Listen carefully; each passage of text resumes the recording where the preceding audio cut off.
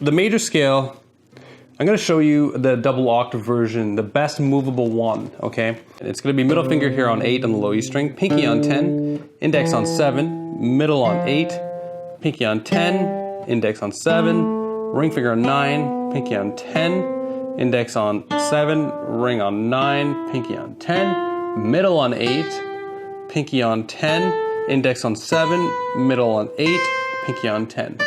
And of course our C note is right there. So whenever we play and learn a scale, it's important to know where the root notes are.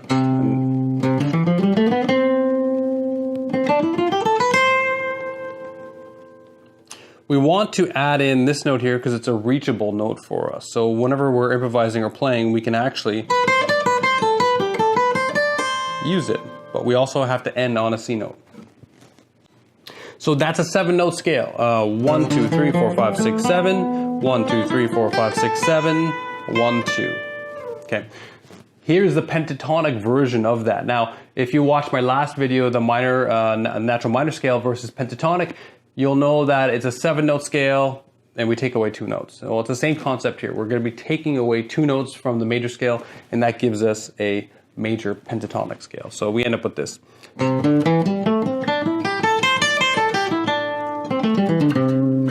So it's middle, pinky, index, pinky, index, pinky, index, ring. We shift over and hit index on the 8th fret B string, ring on 10, index on 8, ring on 10.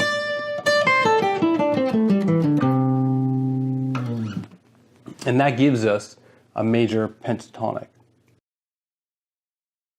So why would we want to play a major pentatonic versus the full major scale? In fact, why would we want to play either scales? Because I'm sure a lot of people who are watching this video are actually rock players or metal players or blues players. And they're probably mostly using the pentatonic minor scale. Well, this is really going to help you with a lot of styles, okay? So the number one thing I think of when I think of pentatonic majors, I think of country. So it's a lot of country playing that would use pentatonics in the major sense. Of course, we can use pentatonics on pop songs, on Motown. We can use it on pretty much anything, even a rock song that would use it, and we use it a lot on blues. Now, if you're a blues player and you want to expand your playing from the pentatonic, and this is always the first thing I do when I come across an intermediate player who is playing rock and blues, they always know the minor pentatonic, but they typically don't know or understand how to incorporate the major pentatonic with their playing. That's one very, very important thing if you want to improve your blues playing, is to learn the major pentatonic and learn how to incorporate it into your blues playing. So the 2 top things I would say would be country and blues, okay? And then of course there's so many other genres that would use it. For the full major scale, I mean jazz, folk, again pop, there's so many things that we can use for the full major scale, or just straight up a song that's major that doesn't really have any clarified genre. Let's break down these 2 scales. So the first scale, the 7-note version, here are the notes. So C, D, E, F, G, A, B, and then we come back to C again. And then since we're doing a double octave, it repeats itself. C, D, E, F, G, A, B, C, D, C. The pentatonic is going to eliminate 2 of those notes. So we're going to eliminate the F and the B. So we end up with C, D, E, G, A. C, D, E, G, A. C, D. So we eliminate the F and the B. Now, we have 12 different major scales, and that means 12 different pentatonic, but eliminating the F and the B notes is only unique to this one key. So there are 11 others that we'd have to learn. So the best way to do that is to actually understand the intervallic formula, or the interval structure. Here's how the intervals break down. The intervals for major scale are very, very simple. It's just 1, 2, 3, 4, 5, 6, 7, and then this would be 1 again, or 8. If we want to get more specific, it's root or 1, major second, major third, perfect fourth, perfect fifth, major 6, major 7, and then 1 again, or 8 for octave. The pentatonic is going to be 1, major second, major third, perfect fifth. We actually cut out the perfect fourth, okay? Major 6, octave or root, we cut out the major 7.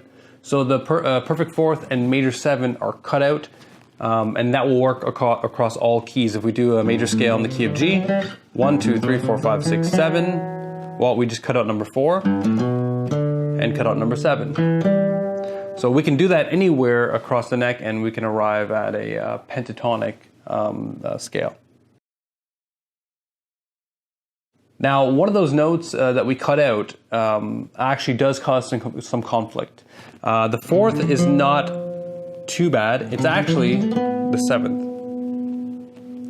Cutting out the 7th will allow the scale to work a bit nicer across a lot more genres, okay? This 7 does add a bit of tension, as it's only a half step away from the root. It's not a lot of tension like the flat 5 is, but it definitely does add some tension, and it doesn't really work that well in all styles, okay? So just by eliminating the 7th, we can arrive at a scale that is way more versatile than the full major scale, okay? By eliminating the 4th as well, it also clears up some muddiness, as the 4th harmony can be a little muddy in some harmony, okay? So, in some melodies. But let's not exclude the 7th altogether. The 7th, the major 7, actually is a really, really nice interval, especially in jazz. Now, I'm a terrible jazz player. I hardly know anything about jazz. I know a little tiny bit. I know some basics of it. I know that the progression is a 2-5-1 is a good jazz standard. But whenever I need to play jazz in a band, or I need to play a jazzy kind of guitar, I always use the major 7 interval.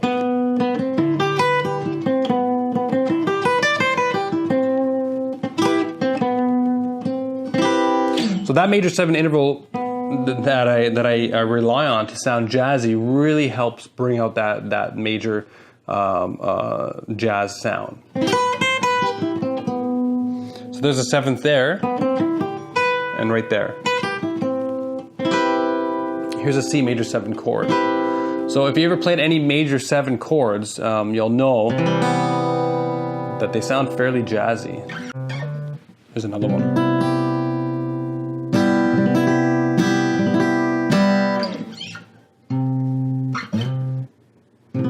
There, that's the one I was looking for.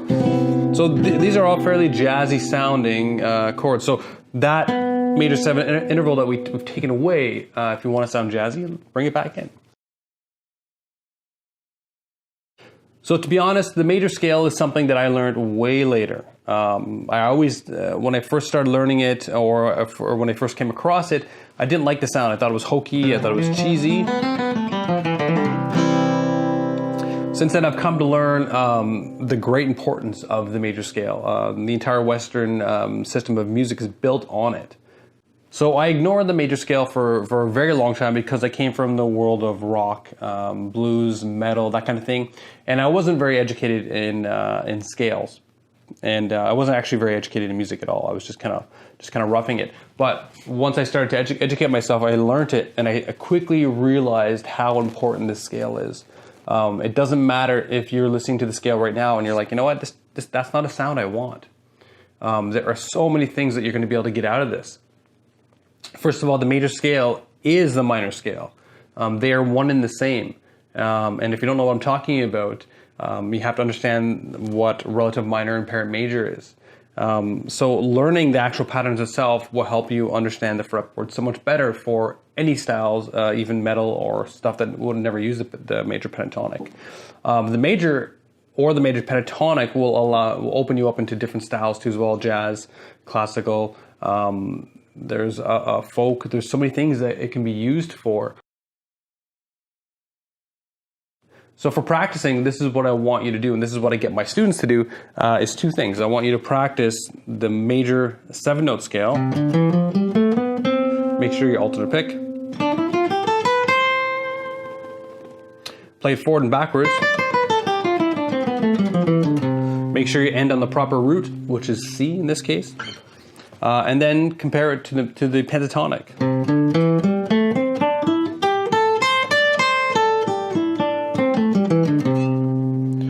Play them back and forth until you can't get confused anymore and you know exactly what notes are being left out and where compared to what scale. Because you want to have the ability to eliminate the notes or bring them back in, okay? But depending on what style you're playing. The second thing I want you to do is I want you to try some backing tracks. I want you to try backing tracks with all of those genres that I listed. Country, try some country backing tracks, try the pentatonic on it, and then try the full major scale on it and see what you think, okay? Jazz, do some jazz stuff, okay? Try some jazz backing tracks in the key of C. It'll be a 2-5-1 probably, and try the full scale, the full 7-note scale. Do some pop stuff in C major, okay? Do some folk stuff. Just experiment and see how it feels and what it sounds like, and get a sense for how to use the pattern. A lot of people are used to the pentatonic minor scale. So they'll try and take the same approach with the major scale and try and do the same type of bending, ending on similar pattern roots, and it doesn't work. So you have to learn how to navigate through the scale and improvise with it. And the only way you're going to be able to do that is if you actually practice it and go through the trial and error. Okay, so find out where the roots are and then start from there.